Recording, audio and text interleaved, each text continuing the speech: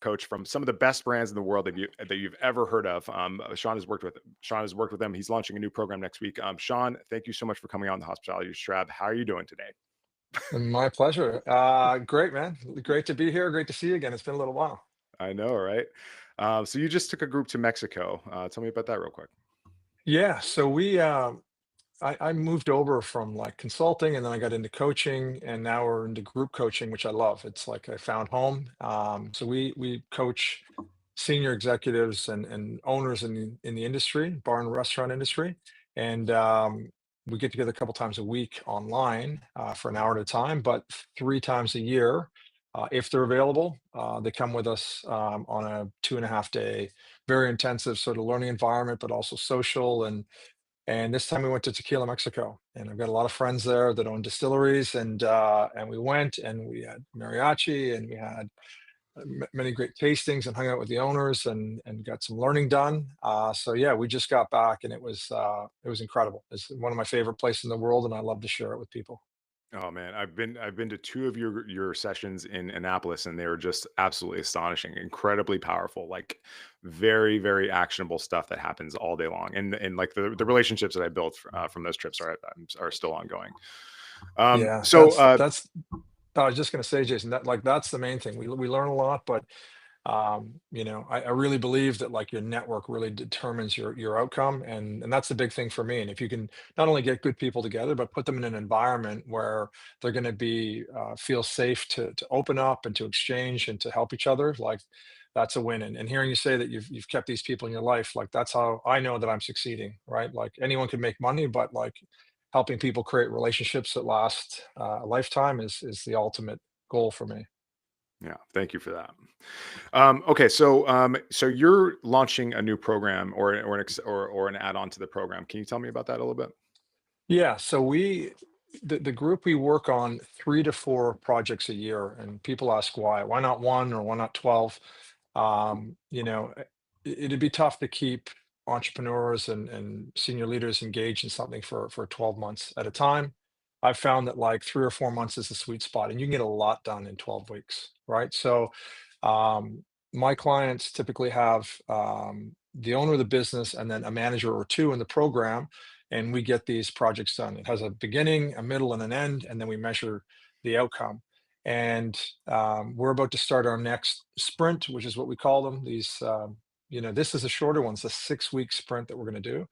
And this one is 6 weeks, 12 classes on digital marketing, something of which I do not have the experience to stand in front of a room and tell people how to change their business. So usually once a year, I bring in an expert or two. This case here, we brought in Jabin and Jeremy from License to Distill, two expert marketers. Not only are they really good at what they do, and they're outliers in their space, they're in the top 1%, but Jabin worked with the Meta team. He's been brought in this council, and there's massive changes coming to social media.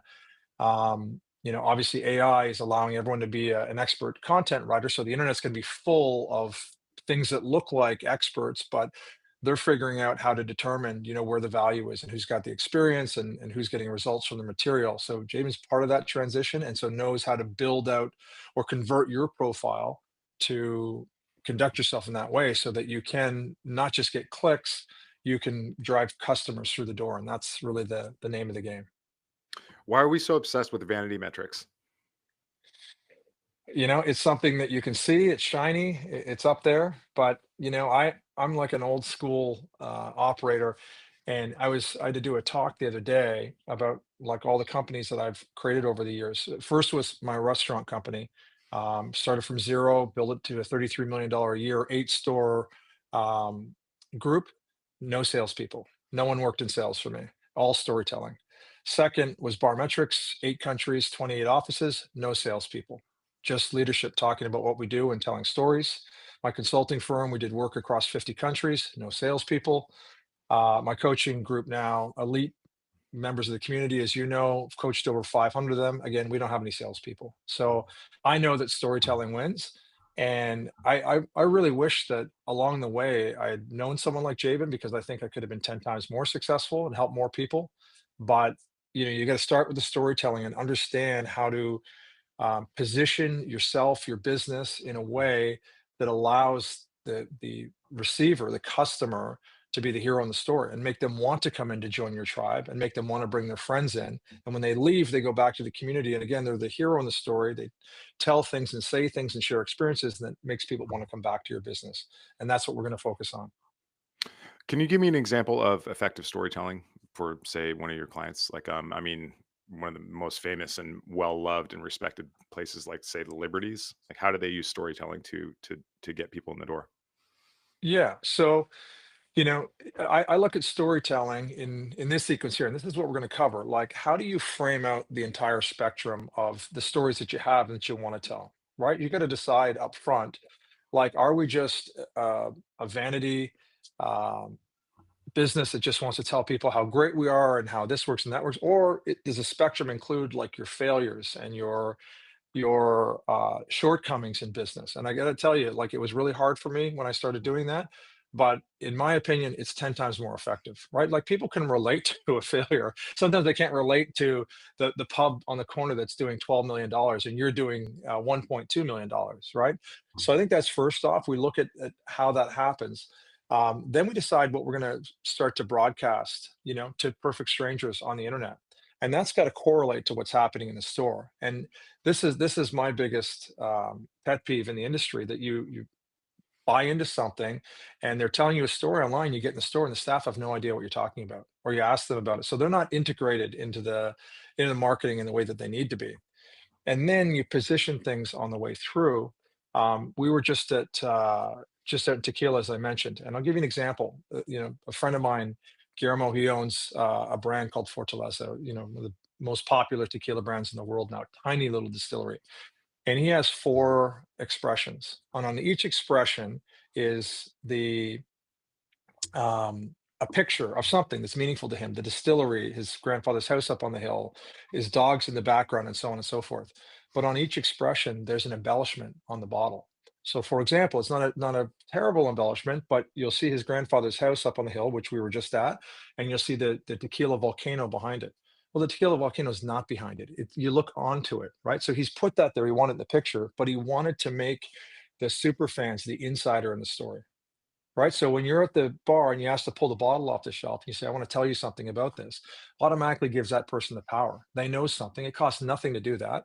It's a white lie, as far as graphic arts go, but it's a really cool thing. And so, we've worked with clients over the years to, like, storytelling isn't just a matter of one individual who can tell a great story. It's a matter of a team saying what's worthy of being told, right? Like, what could we tell people about, and how could we tell this story? And how can we tell it in a sticky way, right? How can we tell it in a way that if I told you something like that Blanco bottle, next time you're at a bar and you pull that bottle and say, "Hey, this is an embellishment. This mountain or this volcano isn't behind here." And again, you're the hero in that story. It kind of completes the loop. You do that 40, 50, 100 times in your business, not necessarily with embellishments, but with things that matter to your tribe, and now you're tribe building. A while ago, you turned me on to a book called The Goal, and it was about the theory of constraints in bars and restaurants. Yeah, Ellie I mean, Goldberg. well, I mean, but in factories, but Yeah. the principles apply. Where does storytelling fit into the constraint that a bar or restaurant might have? Yeah, so that was the first business book that I ever read, and the reason I was able to read it, talk about your vulnerabilities. I learned to read when I was 21. Right, I had a type of dyslexia that really prohibited me from reading. My mother's upstairs right now. I'm visiting her in Canada. She's French Canadian, so they diagnosed me as French Canadian instead of with this learning disability. Um, so the goal is a fable, right? It's written in a fable format, which allowed me to absorb it when I did learn how to read when I was 21. So the theory of constraint just points out that, like, in any operation, right, whether it's a sports team, a factory that makes deodorant, there is a point in that business that controls the flow of the business. Right? There's a point, a shortcoming, that no matter how much you push in this end, no matter how much money you push into marketing, doesn't matter. This is controlling the business. And once you understand the constraint, and if you could expose it or open it up, that's going to open up the flow of your business. When it comes to marketing, you're absolutely right. You have to look and say, where is our constraint? Like, Some people, their constraint is that they put up a post a week and they think that's enough. And they think, well, I have 25,000 followers. Well, what if only 3% of those followers are seeing that, once a week? So your numbers are compromised. A friend in my business group, Alex Ramosi, he said, well, if 5 times a week is better than one, what does 15 times, what does 25 posts a week look like? And he tried that. He blew up, right? It's got to be good content. So that's the next piece of it. Like, you can't push a lot of shit into a pipe and expect it to be great. You have to have good, solid content. But each of these areas, when you look at the pipeline of a business, each of these areas can be manipulated independently.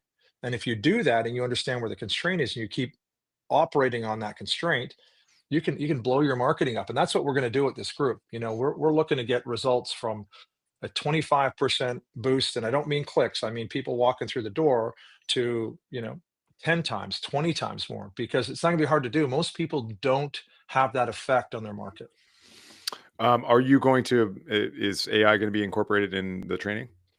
Yeah, yeah, it definitely will. It'd be crazy not to use a tool like that. The cool thing about having Jabin and Jeremy on board is they're going to tell us like what the rules are. The rules aren't posted, right? The algorithms aren't posted now, and they change regularly, but they are changing majorly at the moment, right? They have to solve it's an opportunity and now it's a challenge to say that we're going to have millions and millions of new expert copywriters posting shit up that isn't true or isn't effective or at worst is harmful.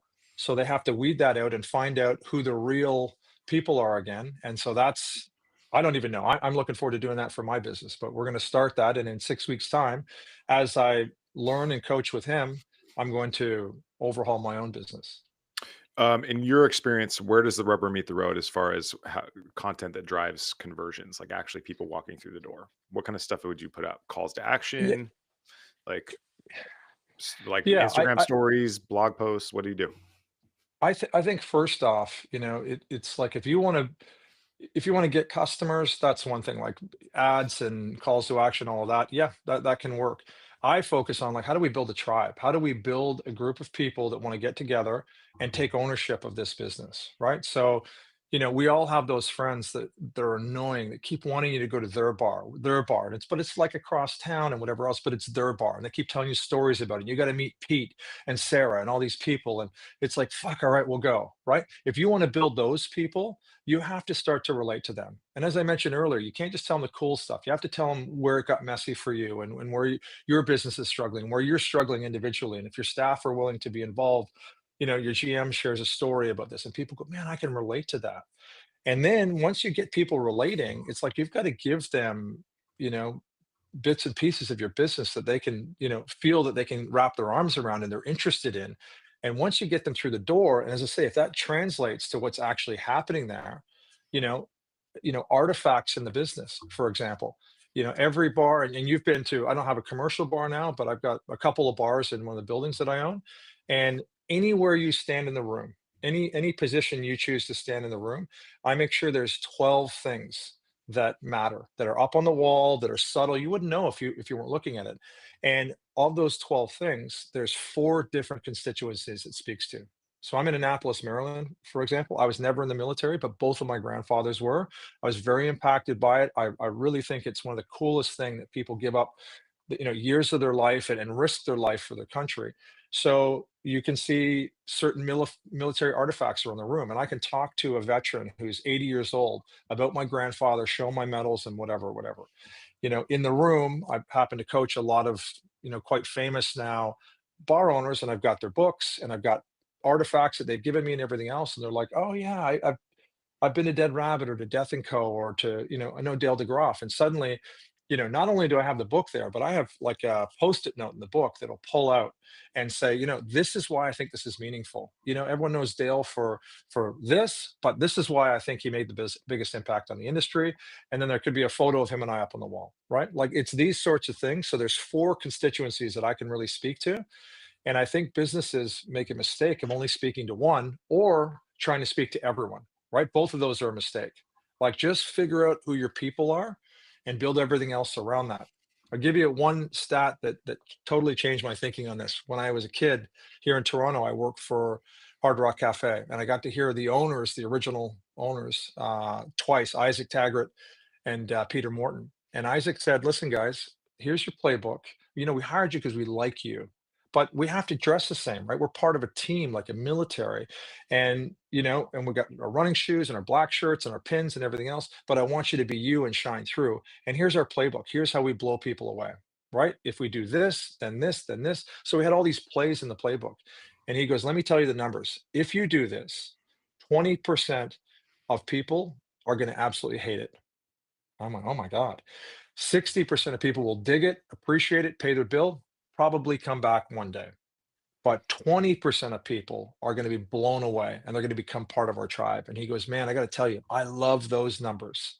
It changed my perspective on business. Everyone I'd worked for before said, "You have to have 100% of people satisfied." He wasn't interested in satisfaction. He was interested in blowing 20% of people away and having 60% of people appreciate it. He didn't give a shit if 20% of people didn't dig what he was doing. Hmm. In your mind, is there a relationship between the broad storytelling of a bar and restaurant and how you staff and train your frontline workers? Well, and not to, well, let me put it this way. When I sit down with somebody and on the interview process, storytelling is one of the top 5 things that we're looking for, right? Either you've had experience growing up, your dad was a storyteller, your grandfather, your grandmother, your neighbor, somebody subliminally taught you the art of the curve and the spike and the gaining interest and knowing when to or you haven't. And it's not that we didn't hire people that didn't have that gift, because it really is a gift. But we knew we had a lot of work to do. So they may have been great in other areas, but we had storytelling courses, right? We had to get them to the 101 level, the 201, the 301, and put them through. Without that, I believe you are ripping off your customers, right? I can order Uber Eats at home. I don't need you. I can get your food in my house and have a very different circumstance. So for us, it was like, let's make this enjoyable, pleasurable, and without having storytelling, you really can't do that. Hmm. So how does I mean, the number one thing I hear from clients is about finding qualified staff and training them and people leaving and all that stuff like that. Like, how do you integrate the storytelling into how you communicate with your staff? Well, we certainly, I had 400 employees when I sold my bar group in Sydney. Um, so we hired a lot of people. Um, I'm not going to say we didn't hire people from within the industry, but our preference was to go out into the wild. We like people that had retail experience because they had a lot of reps with customers. Maybe they've been told no a lot. They've got used to the fact that you can't please everybody all the time. But we would find someone at a hardware store, at a grocery store, selling mobile phones, and talk to them and find out, do they have what it takes? Do they have that storytelling ability? You know, I I, I have a huge amount of respect for um, a huge amount of respect for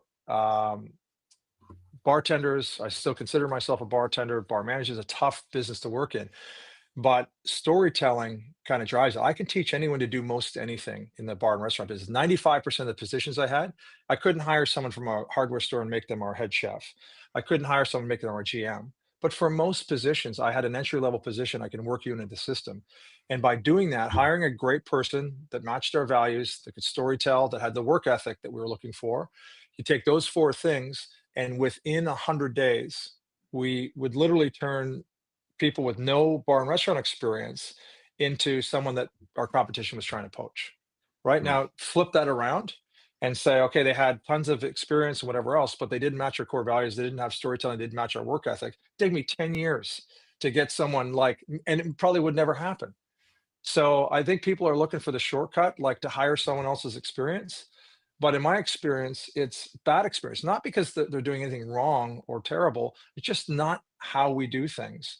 And the storytelling piece, the best people we had that didn't have that, maybe they can get it in a year, 2 years, and sometimes you never get it, right? You don't have the passion for telling a story, and therefore it never happens. Hmm. This leaves me. I'm sure you've been banging this drum for years, but I think the single greatest artifact that you ever created for the bar business was napkinomics. Mm. Can you just walk me through that real quick, just in case somebody hasn't heard of it? It's like the single Yeah. most important like document that any bar or restaurant could create, as far as I'm concerned. Yeah, and you so created it. Napconomics is actually the book that I'm writing right now, which is gonna be fun. It's kind of like sharing my journey, my life experience, and all those boxes along the way. So Napconomics, I think, levels the playing field for bars and restaurants that didn't get started with a lot of money or a lot of experience. There are 9 boxes on the page that start with like why you're doing this in the first place. And to give you an example, like a lot of people say, "Well, why am I doing this?" Well, I wanted to be an entrepreneur. I wanted to start a restaurant. I wanted to make money. I get that. That's like your internal reason, but what's the reason you're putting forward that's true, that's going to attract your tribe? And in my case, when I had to hire 400 people over time in Sydney, and more than that, that's how many I had when I sold. So we had, I don't know, 800 people over time. I grew up feeling like a real misfit. And my teachers told me I was a misfit. My coaches told me I was a misfit. The fact is, I didn't really want to fit in. So I left and I went and kind of found my tribe in London at the time. But when I started my restaurant group, I'm like, this is a place, the stage we built for misfits to prove to themselves and to others who they are. Right? You can come here and do the work, and we will take you. I don't care what position you work in. You want to start as a dishwasher? Awesome. Host stand? Awesome. We'll take you on that journey. Well, it turns out I had thousands, probably over 10,000 misfits apply to my business. And a lot of these people were way more talented than I was. They had just been told by their father or their teacher that you're not good enough. And suddenly I said, well, maybe now's your time. So that's one piece. Like, who are you looking to attract? The strategy in the middle, right? Every business is different. Like my business, we were very focused on the hospitality experience, right? That was first and foremost. And I'm now 20 miles from this restaurant that had an impact on me, that when my family went through some really tough times, we might get out once a year. And this place, every time we went, was Ponderosa, like a chain restaurant that's gone now. But they had a group of staff that were mostly older ladies.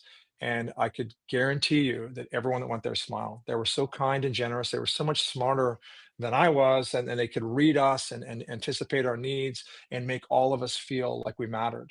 Right. So, and that made us smile right at a time where there wasn't much smiling. So that was kind of step one of three.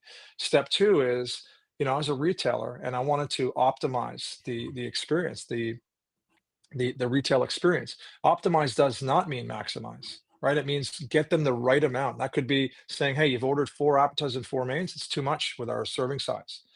It could mean that like you love whiskey and you've tried this. It could mean that they move across to something local. We figure out for them what was the right amount and sell against that. And then thirdly was a marketing piece. Each of my team were taught and expected to give people a reason to return. Right? Like pay attention when people are there. What are they talking about? What are they listening to? What lights them up? And then attach them to a future event. We might have something cool coming up, workshop. They might not know that we've got a private room in the back. They might not know that we have the sound on the game on Monday Night Football, whatever it is, you know. And I said at very least, like chivalry is a good reason to come back. Just be kind and generous and really grateful that they came in. So those are two examples of the boxes that, like most restaurants, just ask people to bartend. I ask people, operations was for us was making people smile, which means asking really good questions, watching body language, and reacting to feedback. I ask people to sell appropriately. And someone comes in and says, "Man, I didn't know you guys even had this on the menu." Well, that's on us. And then thirdly, ask people to market, like not just invite people back, but give them a specific reason on something that you've paid attention to and get them to come back. And the entire 9 box thing, you can go online, just Google it, you'll find it. And it's a game changer if you implement it, think about it, and install it into your business. It's really is astonishing, and when you started talking about that, it reminded me of a Abraham Lincoln quote. If I had more time, I would have written a shorter letter. That's right.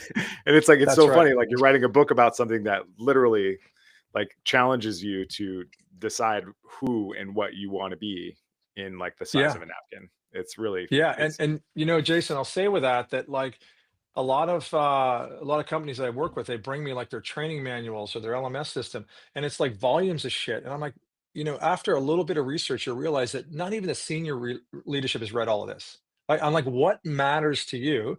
And if it doesn't fit on a page, it probably doesn't matter to your staff, and you can't manage it, and you can't expect that people read volumes or do 8 hours of LMS. Like, just do these 9 boxes, spend a week, 2 weeks, a month, and drill it down, get it in, celebrate, reward people for it, move to the next one, move, and then go back to the beginning again. And these are all the things that matter, your core values, right? You want to be Enron and put up on the wall that we're all about transparency and public safety and honesty and integrity. Those are their 4 values, right? All bullshit, right? Expose yourself and say, this is what it is. These are the people that are doing it.